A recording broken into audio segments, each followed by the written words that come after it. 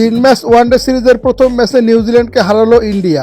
নিউজিল্যান্ডের দেওয়া 301 রানের টার্গেটে সহজেই চেঞ্জ করে ফেলে ইন্ডিয়ার ব্যাটাররা। 3 ম্যাচ ওয়ানডে সিরিজের ট্রফি নিয়ে দুই অধিনায়ক সামনে এবং প্রথম ম্যাচটিতে ইন্ডিয়া জয় তুলে নেয়। তো প্রথম ওয়ানডে ম্যাচটিতে টসে জিতে ইন্ডিয়ার ক্যাপ্টেন শুভমান গিল বোলিংয়ের সিদ্ধান্ত নেয়।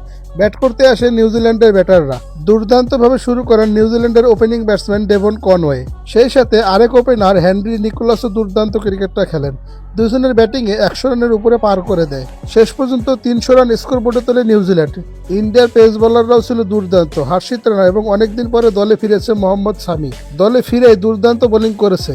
ইন্ডিয়ার পেস বোলিং এবং স্পিন বোলিং ডিপার্টমেন্টের দুই ডিপার্টমেন্টেই দুর্দান্ত বোলিংটা করেন ইন্ডিয়ার বোলাররা। ইন্ডিয়া ব্যাটিংয়ে নামার আগে ইন্ডিয়ার দুই ক্রিকেট লিজেন্ড রোহিত শর্মা এবং বিরাট কোহলিকে বিশেষ সম্মাননা পুরস্কার প্রদান করেন আইসিসির চেয়ারম্যান জয় শাহ।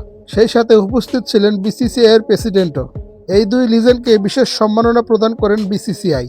তো ইন্ডিয়া 301 রানের লক্ষ্যমাত্রায় ব্যাটিং করতে নামে শুভমান গিল ও রোহিত শর্মা। রোহিত শর্মা শুরুতেই ফিরে গেলে ব্যাটিংয়ে নামে বিরাট কোহলি।